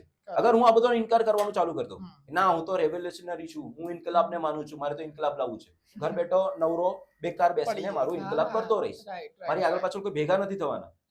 ને વાત એ જ છે, જ્યારે ક્રાંતિ કરવા માટે મસાલ આપણે ઊભી કરીએ છીએ ને, ત્યારે લોકોને ભેગા કરવા જ બહુ અઘરા હોય છે. જ્યારે ફાંસી પર લટકે ને ભગતસિંહ, ત્યારે લોકો ભેગા થતા હોય છે. એ પહેલા કેમ ભેગા નહીં થયા? ઠીક છે, કેમ એની બધી ગવાહીઓ આપેલી હતી કે ભાઈ આને જ કરેલું હતું, બિચારો 23 વર્ષનો છોકરો હતો, ફાંસી પર લટકાયો ત્યારે ભેગા થવાનું છે તમારે. એટલે ઇન્કલાબ લાવવું પણ બહુ અઘરું છે. ઇન્કલાબ લાવવા માટે તમારે ગરમ લોહી આપવું પડતું હોય છે, બરાબર. તે વસ્તુ લોકો આપવા માટે તૈયાર ને, બધાને પોતાની ફેમિલી વાલી છે, બધાને પોતાની કમ્ફર્ટ વાલું છે, પોતાની સુખ સગવડો વાલી છે. એટલે જે સાહેબ કરે છે, वकील साहब प्रॉपर જ કરે છે. हे दोस्तों, thank you so very much यहाँ तक एपिसोड देखने के लिए. मैं आपका मज़ा खराब करने नहीं आया हूँ, लेकिन ट्रस्ट में आगे का जो नेक्स्ट पार्ट है वो हमने पूरा अलग रखा है, क्योंकि उसके ऊपर बात हुई है गर्ल्स के रेप के बारे में. वहाँ पे बात हुई है कि गर्ल्स को कैसे अपनी सेफ्टी के लिए अपना ध्यान रखना चाहिए. बात हुई है सुप्रीम कोर्ट के ऊपर, बेल्स कितने टाइप्स की बेल है वो, और काफ़ी सारे अन्य टॉपिक्स हैं जो पार्ट 2 में आने वाले हैं और हम आपका मज़ा ख़राब नहीं करना चाहते, इसलिए ये पार्ट को यहीं तक रखते हैं।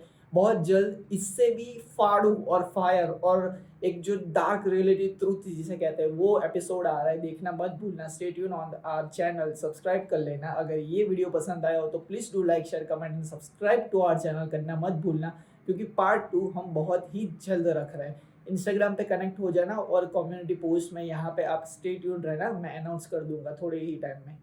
Thank you so very much. और एक बार फिर से कह रहा हूँ, कमेंट्स में बताना एपिसोड कैसा लगा।